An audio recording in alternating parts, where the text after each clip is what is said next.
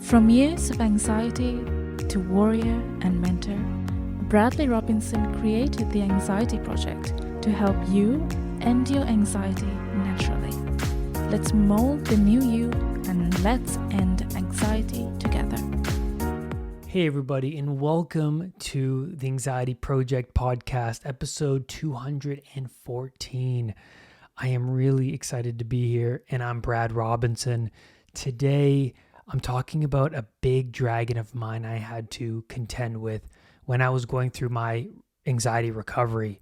Now, when I was going through my anxiety recovery, I was unraveling truths about myself that, I didn't want to confront.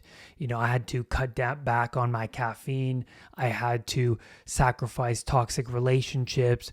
I had to sacrifice TV and fun to learning about anxiety because anxiety found me. I reached rock bottom.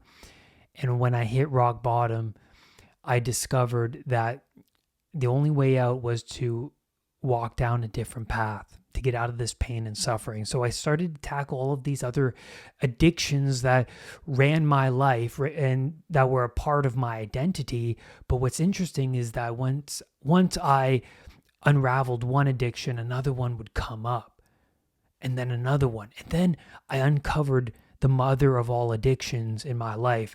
That was pornography. Pornography was something that was part of who I was since I was 14 or 15, around there when I was going through puberty. I remember going on my family computer and watching and going on those explicit sites like any young boy would. I mean, can you blame them?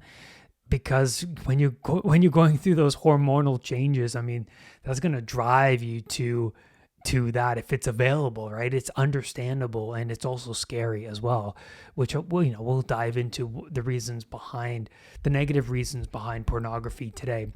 But when I unraveled this realization, it shook me to my core because I tried to stop, but then I couldn't stop. This was a part of me. And today I want to get into the cycle of addiction. I want to get into the habits, how habits are formed, and tools and strategies to overcome an addiction. But specifically, I'm talking about porn, but it doesn't have to be porn for you. This podcast episode is going to be unbelievably useful for you if you have your own addictions, because I can't say you don't have an addiction. We all have our vices. That's 100% true. So I can't wait to dive into this episode because I'm getting personal, but also I want to give you real tools, real strategies to improve on your situation and to get out of that automated state, right?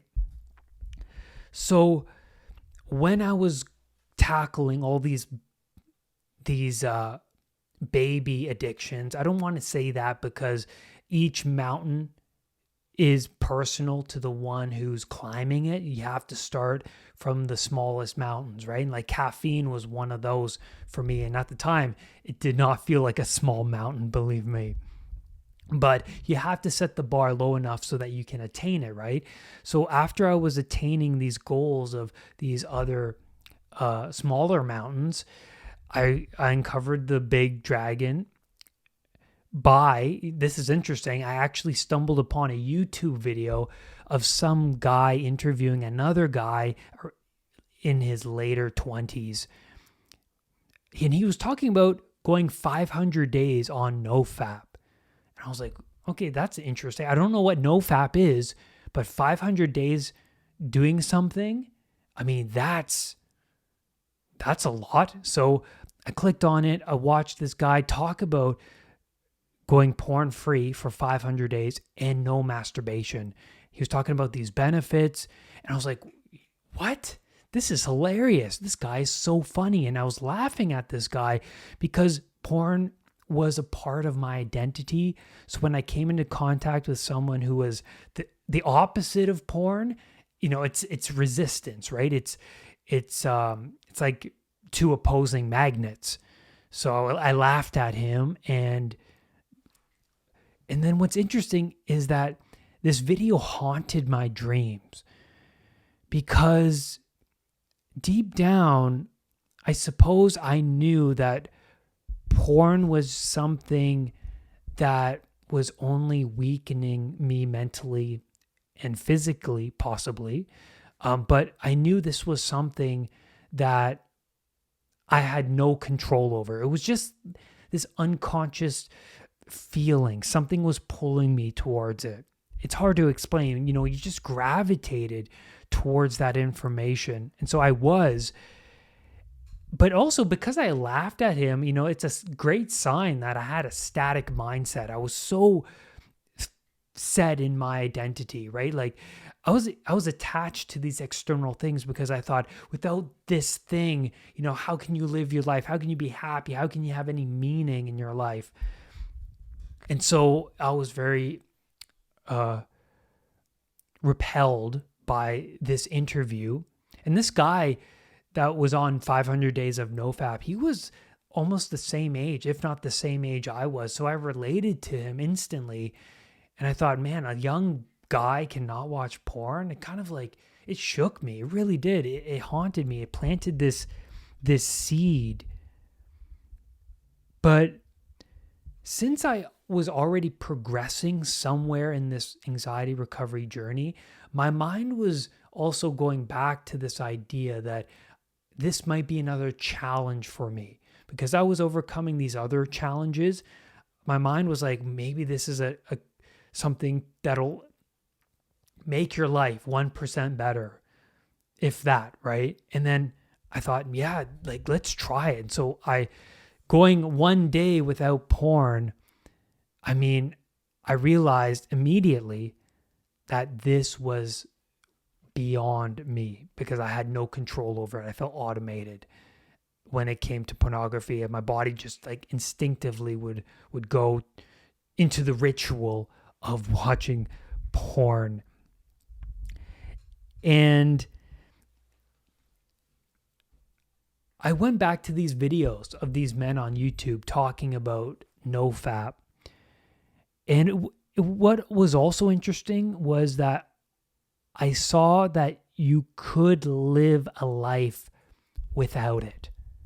And that made me go, whoa, you could live a life, but a better life? Is that possible? And that was the beginning of my journey into this pornography recovery journey. Now I am 4 years without porn. 4 years. No porn, no masturbation. And I'm so grateful that I am at this point. I'm unbelievably I can't even believe it when I really think about it. It's just become my normal, a life without it.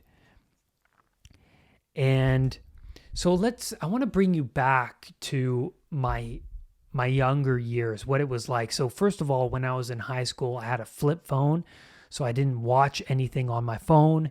I had a family desktop, so I would watch whatever I could secretly without the family coming into the room.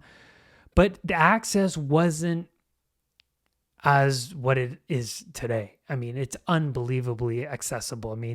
Every teenager now has a phone in their pocket. I just don't know how young men are getting along nowadays with that in their pocket and going through puberty and having unlimited access 24/7, 5G data to all those videos. And I can't even fathom that. But yeah, that's just a brief history of my addiction.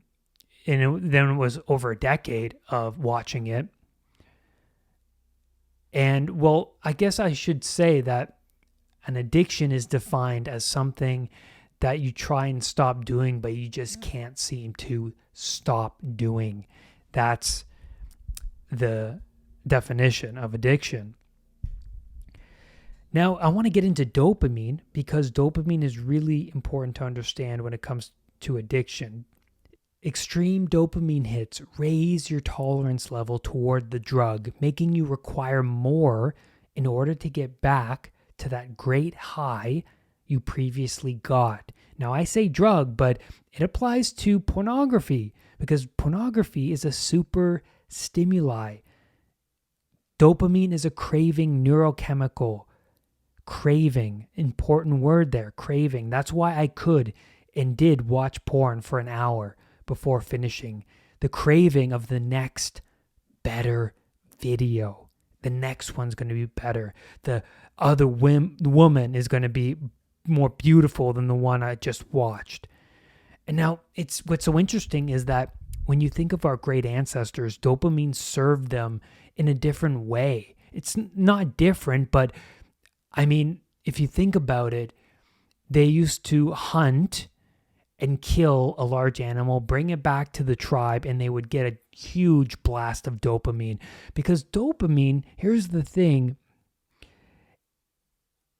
it secretes itself when we progress toward a goal, when we accomplish something really rewarding, hence why we get a dopamine blast. So when we kill a large animal, we find a beehive with all that honey in it, or we build something, or we help other human beings, we get a blast of dopamine. These are natural ways. But when it comes to artificial stimuli, we're getting dopamine in very toxic ways. Actually, the dopamine hits nowadays are so extreme, our brains are not used to it at all. And I've read books about that, which is really interesting, how the brain, where the dopamine is secreted, lights up like Christmas trees. And it's unbelievable. And just from clicking a video, we get that. And, there's a positive outcome and a toxic outcome to everything, right? To everything. So when it comes to hunting a large animal, it's important that we get that hit of dopamine because it's going to make us go and hunt again tomorrow so that we can feed our tribe again. That's very useful. But how is that useful when we're watching a porn video and we finish, but then now we're craving it again later that day or tomorrow? Dopamine has a seesaw effect in the brain. So dopamine on one side is pain and on the other side is pleasure. So this is beautifully laid out by psychiatrist Anna Lemke.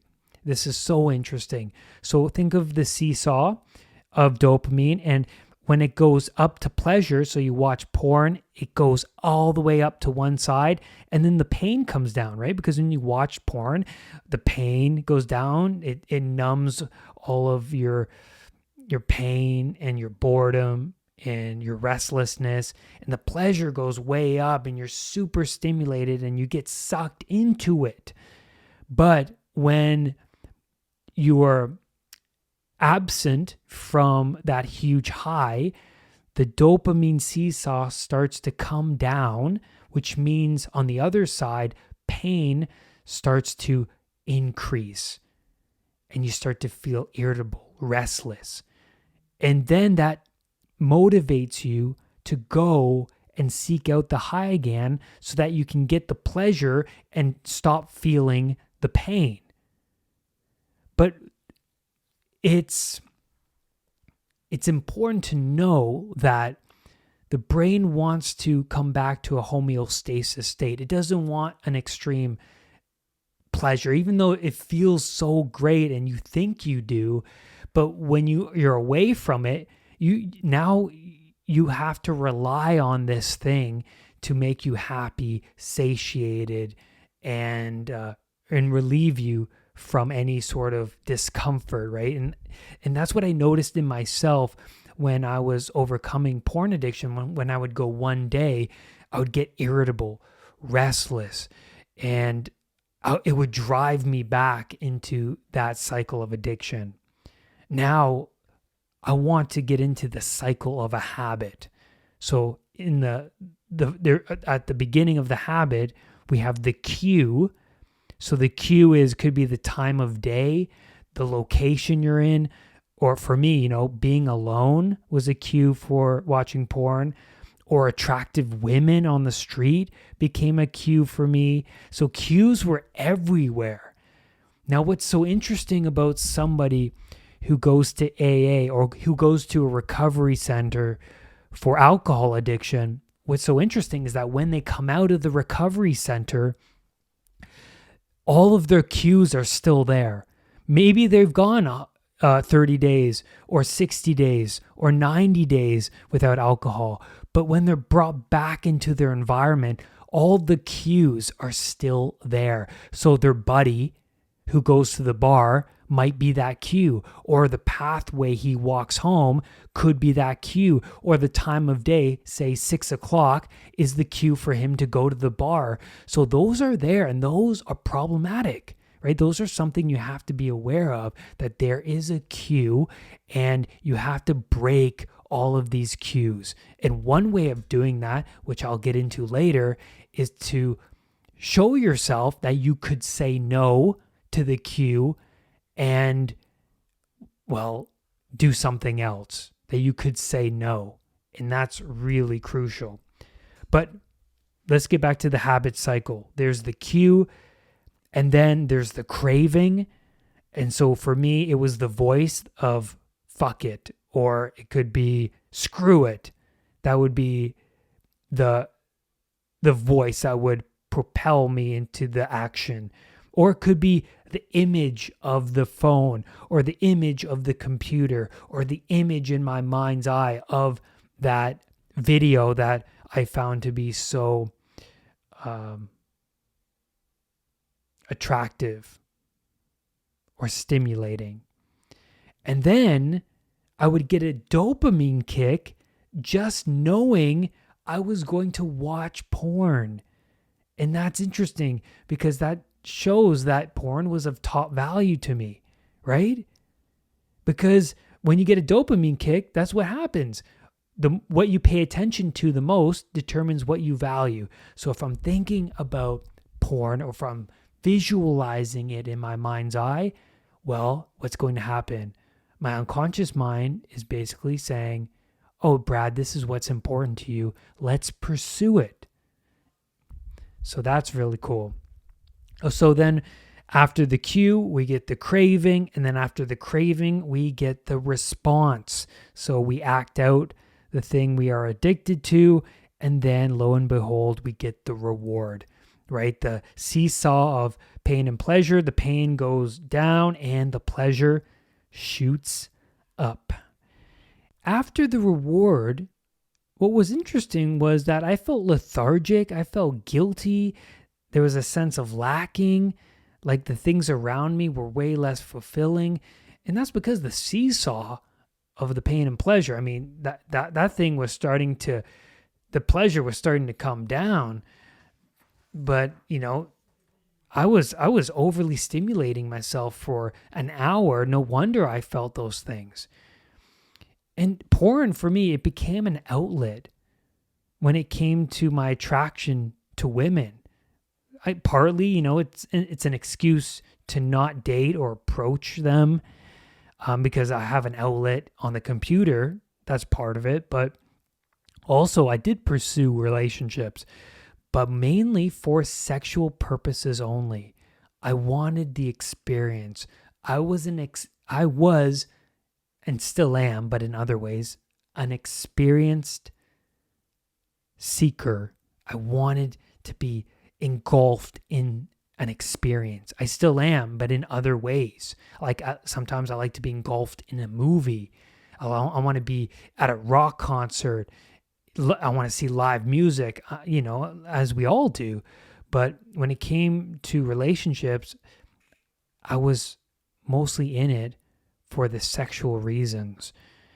And I'll tell you something really personal. I remember in my previous relationship, after being intimate with her, I would watch porn while she was sleeping. That's right. I felt more stimulated with porn than actual human contact.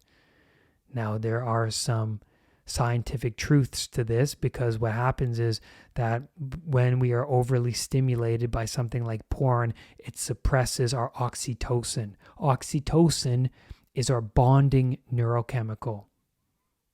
You know, when you get a hug or you get a pat on the back if you're feeling ill, or someone gives you a hug when you're not feeling well, you secrete oxytocin. Now, I feel like that was suppressed when I was watching porn on a regular basis. And it actually is true. I've read that somewhere. If you want to know whether you are addicted to something, the best way to know is to try and stop. See if you can have a life without it and feel what that would be like. I noticed for me that I would become irritable, aggressive, and very sensitive to sexual cues when I was overcoming porn and going days without it. And then when a cue presented itself, so being alone, for example, I would have to fight this unbelievable urge to watch it. And mostly, hey, I'll tell you something, that circuit would win. I did relapse 100 times. I mean, it was relapse after relapse. Now, if you think about that circuit in the brain, that's a decade-long brain circuit. So I had to watch my critical self-talk. I had to understand that this thing was over a decade long and has been winning for a decade. And that circuit has always gotten its way. So now that I'm going against it, man, it's going to be a tough battle. It's going to be a tough one. First, I had to change my routine, be more productive. Boredom was a huge factor for my habit. So spend time in a new environment. So for me, I would go to the library and read. I would go to the gym. I'd go to the coffee shop. Then make your goals clear. Why do I want to overcome this addiction? So attach pain to not changing and pleasure to change. Surround yourself with your mentors. That's important. These mentors serve as the ideal, the goal, the North Star to strive towards. So during my days on nofap, I would go on YouTube and watch their video telling me why nofap is so beneficial, and that would motivate me to go one more day. It was one day at a time, and that's another thing that you have to perceive and understand, is that it's a one day at a time journey. Today, I'm not going to watch it. Today, I'm not going to watch it. Then also, I touched upon this earlier. Show yourself you can say no. For me, I felt like this addiction was so far beyond me. It was out of my grasp. But just by saying no to the craving, that is a breakthrough. You have a choice, and you don't have to have your thoughts run the show. The brain works by association.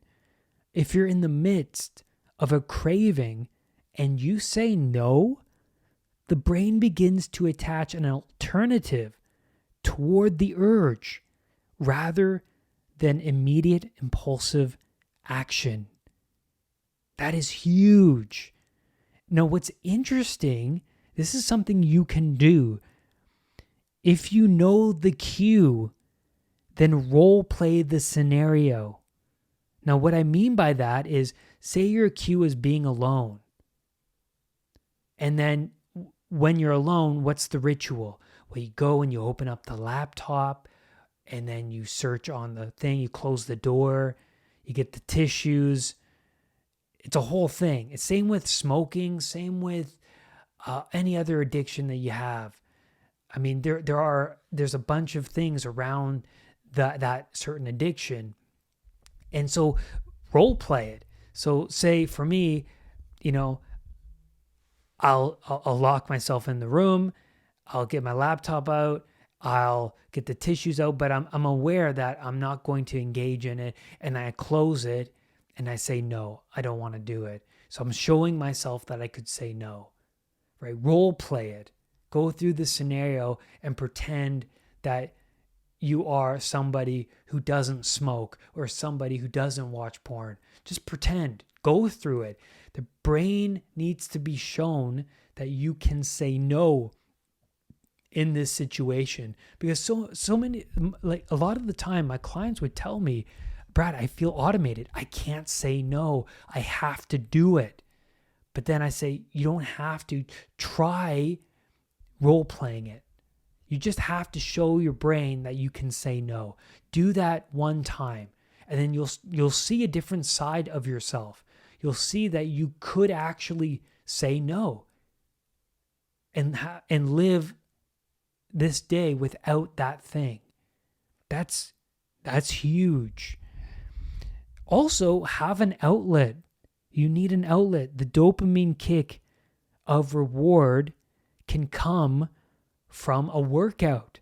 It can come from completing a task, cleaning the car, doing something daily that is very productive. It can come from other things, just like the ancestor metaphor I said earlier, from killing an animal to cleaning and helping out the community and building, and all of these things were huge blasts of dopamine. But find your outlet. You need an outlet. Meditation worked great for me. Getting out of the house, reading a book at the library was a huge thing for me. I just had to break up my routine because, there were triggers everywhere I went. My bedroom was a trigger. Time of day was a trigger. Women on the street were a trigger. And I just had to show myself that I could say no, even when I was craving the substance or the material. Now, before I conclude this podcast, I do want to briefly go over what my life is like now without pornography. First of all, I can be more than my thoughts. That's a huge thing, that I don't have to play out what I imagine and think. I can overcome something that was so beyond me in size. So I saw a different side of myself. And I've noticed that my relationships and the quality of my relationships have changed. Real relationships are not like porn. Porn was about finding that perfect video of the perfect woman. And, well, real relationships involve seeing the other person at their worst, when they're sick and all of their imperfections.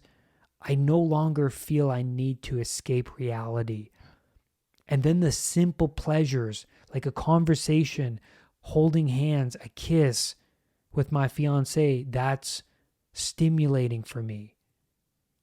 There are no guilty feelings now of watching porn. I don't have to hide from this. There are no secrets. And also, because I'm not blasting that dopamine system, there is no irritability and frustration. And also, I no longer need huge stimulating blasts of dopamine to make life enjoyable. I get that from a movie, right? It actually enhances my movie-going experience. And I find that in my current disciplines, in my contribution to the recovery community is so rewarding for me. Helping you guys with your struggles brings a lot of dopamine and satisfaction and gratitude in my life. And to watch you guys progress along this journey is so rewarding to me. And lastly, living a minimal, primitive lifestyle, so being away from external influence that society projects, but you can't really be away from it, but being more aware of that influence and not acting upon the influence, right? That's the thing, is society wants us to keep us hooked. Big food corporations want to keep us hooked. The Netflix, social media, they want to keep us hooked, right? And I've noticed that I don't buy into it because I'm living a more minimal lifestyle than the lifestyle I used to live. More primitive, time away from too many distractions and toxic substances and mood altering, conscious altering substances and experiences, right?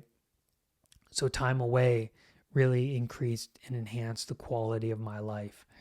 And that's where I'm going to leave you today on this podcast episode. Thank you, everybody, so much for being here, being a part of my story, and being a part of this recovery community. I am so grateful.